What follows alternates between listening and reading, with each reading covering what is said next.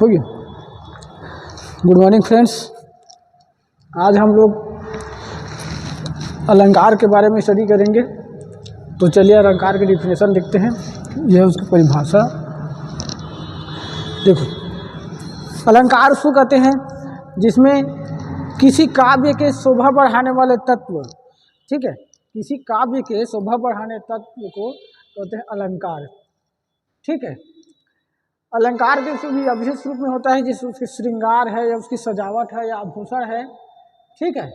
उसमें जैसे मान लो एग्जाम्पल, जैसे देखो कोई स्त्री है, वो श्रृंगार करके अपने जितने भी आभूषण को पहनती है तो उसकी सजावट में इतनी निरूपता आ जाती है, उसकी सौंदर्यता क्या हो जाती है, बढ़ जाती है, ठीक है। मतलब उसकी जो सजावट है, उस सजावट से होने वाले उसकी जो सुंदरता है क्या हो जाती है, बढ़ जाती है। और उसी सुंदरता के बढ़ने के कारण जो मन में एक मतलब कहना चाहिए कि एक आनंद की अनुभूति होती है, या उसकी शोभा की भावना से एक विशेष प्रकार से भावना उत्पन्न होती है, उसी को बोलते हैं अलंकार, ठीक है। तो अलंकार के दो प्रकार के होते हैं। एक ही होता है शब्द अलंकार, दूसरा होता है अर्थ अलंकार, ठीक है। तो चलिए शब्द अलंकार के बारे में देखेंगे। देखो, जहाँ पर शब्द अलंकार हो गई तो उसके भी कई प्रकार के भेद होते हैं, ठीक है। जहाँ जहाँ पर अलंकार होती है शब्द अलंकार, उसके भी कई प्रकार के भेद होते हैं। तो पहला भेद क्या है देखेंगे, अनुप्रास, ठीक है। पहला क्या देखेंगे, अनुप्रास। तो देखो जहाँ जहाँ पर अनुप्रास में उस जहाँ जहाँ पर कोई शब्द है वहाँ उसकी शब्द की पुनरावृत्ति होती है, ठीक है। मतलब जहाँ अनुप्रास उस अलंकार को कहते हैं जहाँ पर शब्द रिपीट होगी या पुनरावृत्ति होगी, तो उसको बोलते हैं अनुप्रास अलंकार, ठीक है। शब्दवृत्ति मतलब पुनरावृत्ति होती है, ठीक है। तो जैसे देखो एग्जाम्पल में क्या है, चारु चंद्र की चंचल किरणें, चारु चंद्र की चंचल किरणें खेल रही थी जल थल में, ठीक है। तो चारु चंद्र पुनरावृत्ति हो रही है, चंचल किरणें खेल रही थी जल थल में, ठीक है। ये क्या है, शब्द अलंकार की डिफिनेशन है, ठीक है, उसकी ये वाक्य की किरणें, ठीक।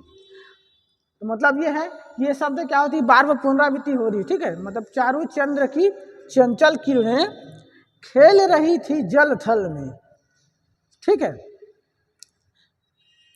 चलिए उसके बाद देखेंगे अनुप्रास के भेद, सेकंड वाले। ये है छेकानुप्रास।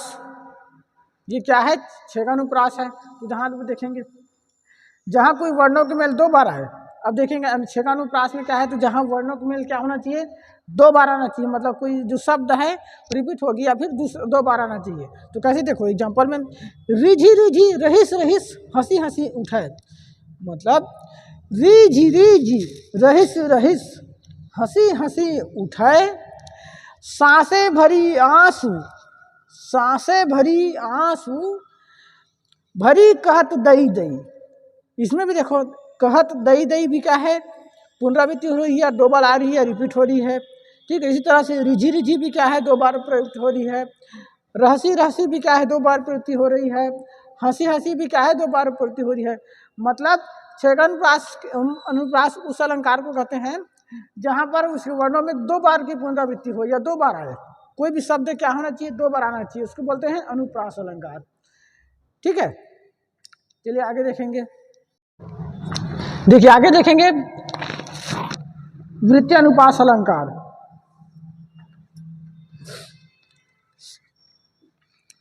देखिए वृत्यानुप्रास अलंकार उस अलंकार को कहते हैं जहाँ शब्द की आवृत्ति वृत्तियों के समान अनुसार हो, वृत्तियों के अनुसार हो, ठीक है। जहाँ शब्द की वृत्ति वृत्तियों के अनुसार हो, मतलब आवृत्ति बढ़ती रहे, ठीक है। तो जैसे देखेंगे एग्जाम्पल के रूप में, कुलन में केली में, देखो आवृत्ति में बढ़ रही है, कुलन से केलिन हो गया, वृत्तियों में बढ़ रही, कुलन से केलिन हो गया, तो वृत्तियों मतलब गोल गोल घूम रही है, समझो गोल गोल घूमने के समान है। कुलन में, केली में, कछारन में, कुंजन में, ठीक है। कुलन में, केली में, कछारन में, कुंजन में, क्यारिन में, कलित क्लीन किलंकत है, ठीक है। देखो कुलन में, केली में, कछारन में, कुंजन में, क्यारिन में कलित क्लीन किलंकत है, ठीक है। ये क्या है, वृत्तीय अनुप्रास मतलब बार बार इसी एक ही शब्द बार बार घूम रही है, गोल गोल गोल ऐसे करके घूम रही है समझो। ठीक है, उसको बोलते हैं वृत्तीय अनुप्रास, मतलब वृत्त के समान गोल गोल उसी शब्द पे घूम रही है, मतलब गोल गोल घुमा रही, मतलब शब्द बार बार रिपीट हो रही है। ठीक है, उसको बोलते हैं वृत्तीय अनुप्रास अलंकार। थर्ड देखते हैं लटानुप्रास अलंकार। ठीक है, लटानुप्रास अलंकार, इसमें ऐसे वाक्य शब्द दोबारा है, मतलब कोई शब्द है या कोई वाक्य है वो क्या होनी चाहिए, उसको दोबारा आना चाहिए। तो जैसे देखेंगे कैसे, पूत कपूत तो का धन संचय। ठीक है, मतलब ये है कि पूत और कपूत, पूत पूत दो बार आ रही है, तो पूत कपूत तो का धन संचय, पूत सपूत तो का धन संचय, ये शब्द क्यों बार बार आ रही है, दोबारा आ रही है। ठीक है, उसी को बोलते हैं, मतलब दोबारा आना, तो इसी को बोलते हैं क्या, लटानुप्रास अलंकार। ठीक है, इसको बोलते हैं लटानुप्रास अलंकार। ठीक है, अब देखेंगे आगे चौथा यमक अलंकार देखेंगे। ये क्या है, यमक अलंकार है।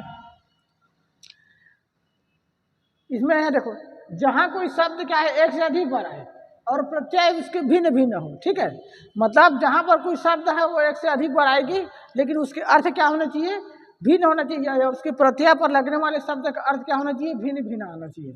ठीक है, तो इसमें देखेंगे क्या होता है, तो देखो, 3 बेर खाती थी, 3 बेर खाती थी, 3 बेर खाती है। ठीक है, ये शब्द देखो, 3 बेर खाती थी मतलब, और 3 बेर खाती है, तो 3 बेर, ये 3 बेर, 1 से 2 बार तो आती है एक में, लेकिन उसके प्रत्यय में भिन्न हो रही है। खाती थी मतलब हो गया पास्ट, ये खाती थी मतलब हो गया पास्ट, और खाती है मतलब क्या हो गया, ये वर्तमान। ठीक है, तो दोनों में लेकिन प्रत्यय में क्या हो रही है, भिन्नता हो रही है, परिवर्तन की अर्थ क्या हो रही है, बार मतलब अलग अलग हो रही है। एक में पास्ट दिखा रहा है तो एक में वर्तमान दिखा रहा है, तो इसी को बोल रहा है कि एक से अधिक बार आएगी, लेकिन उसके प्रत्यय में क्या हो जाएगी, भिन्न होगी, उसके अर्थ में क्या हो जाएगी, भिन्न होगी। तो यही है, खाती थी और खाती है, ये पास्ट हो गया, ये प्रेजेंट हो गया। ठीक है, चलिए आगे देखेंगे। देखिए श्लेष अलंकार। श्लेष अलंकार उस अलंकार में कहते हैं जहाँ एक शब्द से उसके अर्थ क्या हो, अलग अलग हो। ठीक है, मतलब शब्द एक हो लेकिन उसके अर्थ क्या हो, अलग अलग हो। ठीक है, तो चलिए देखेंगे कैसे अर्थ निकलते हैं बार बार। तो एग्जाम्पल में देखेंगे, रहीमन पानी राखिए बिन पानी सुन, पानी गए न उबरे मोती मानस चून। ठीक है, मतलब देखिए इसमें, रहीमन पानी राखिए बिन पानी सुन, पानी गए न उबरे मोती मानुष चुन। ठीक है, तो यहाँ पर पानी का अर्थ क्या है, बार बार परिवर्तन हो रहा है, कभी एक में जल हो जाएगा तो कभी चमक तो कभी इज्जत। ठीक है, बिन पानी उबरे मोती मानुष चुन, ये सब है ना, सभी में क्या है, इसकी अर्थ क्या होती है, अलग अलग हो रही है। भले ही पानी रिपीट हो रही है लेकिन सब में क्या होती है, अर्थ अलग अलग हो रही है। ठीक है, तो इसलिए बोला गया है कि रहमान पानी राखिए बिन पानी सुन, पानी गए न उबरे मोती मानुष चुन। ठीक है, उसके बाद देखेंगे अर्थालंकार। ठीक है, अर्थालंकार देखेंगे, देखो उसमें अर्थालंकार में क्या होती है, देखो अर्थालंकार के भी कुछ भेद होते हैं ना, अर्थालंकार के भी कोई भेद होते हैं।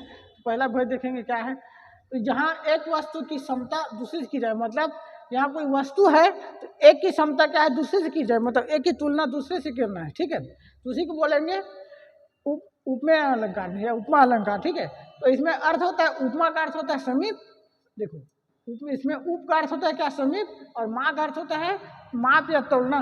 ठीक है, तो उसके समीप में जो उसके माप या स्थल है होती है, उसी को बोलते हैं उपमा अलंकार। ठीक है, तो इसी एग्जाम्पल में देखेंगे, राधा मुख इंदु सो सुंदर। ठीक है, राधा मुख इंदु से सुंदर, मतलब राधा का मुख इंद्र से भी क्या होनी चाहिए, अति सुंदर है बोला। ठीक, इंदु से सुंदर मतलब उसके जो अर्थ है वो दूसरे से तुलना की जा रही है, मतलब पहले का अर्थ क्या है, दूसरे से उसके तुलना कर रहे हैं। ठीक है, वही बोल रहा है कि पहले की तुलना दूसरे से की जाए।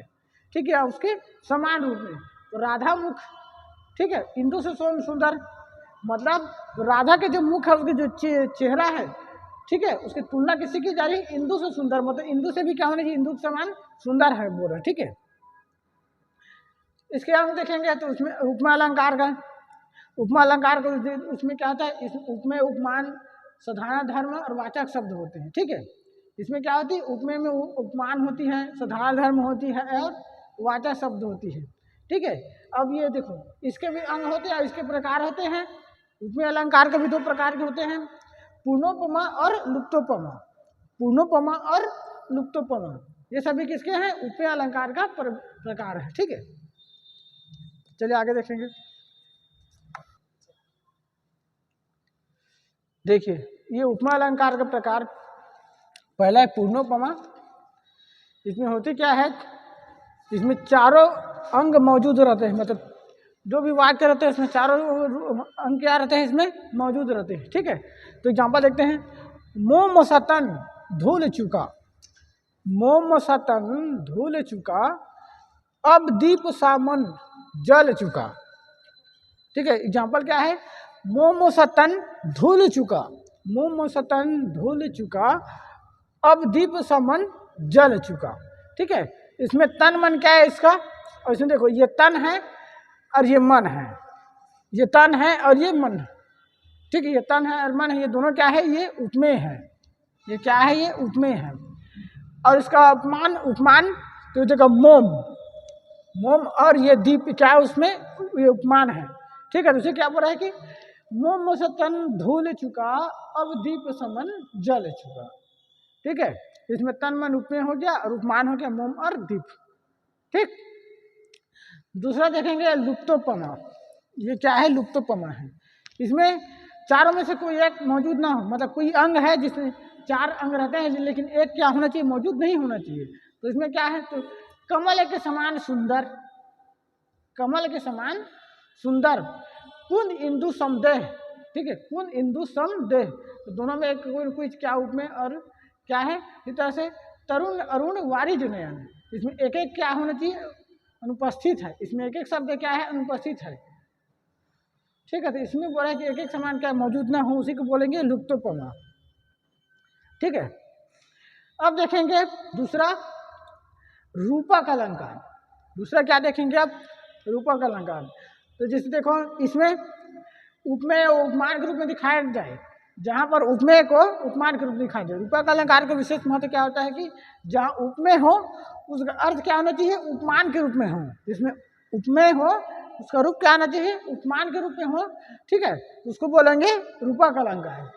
ठीक है, तो रूपक अलंकार के प्रकार देखते हैं। तो रूपक अलंकार प्रकार, रूपक अलंकार प्रायः तीन प्रकार के होते हैं। पहला निरंग रूपक, सांग रूपक और परस्परित रूपक। ठीक है, चलिए उसके बाद डिटेल देखेंगे इसका। तो आगे देखेंगे पहला निरंग रूपक।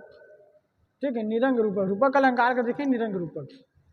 ठीक है, जिसमें देखो जहाँ उपमेय और उपमान का भेद क्या होना चाहिए, अभेद होना चाहिए। ठीक है, जिसमें जहाँ उपमेय और उपमान क्या होना चाहिए, अभेद होना चाहिए, जिसको कोई भेदा ना जा सके। ठीक है, दोनों।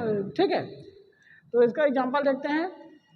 है शत्रु भी यो मान, है शत्रु भी यो मान, जिसके शौर्य परावर में।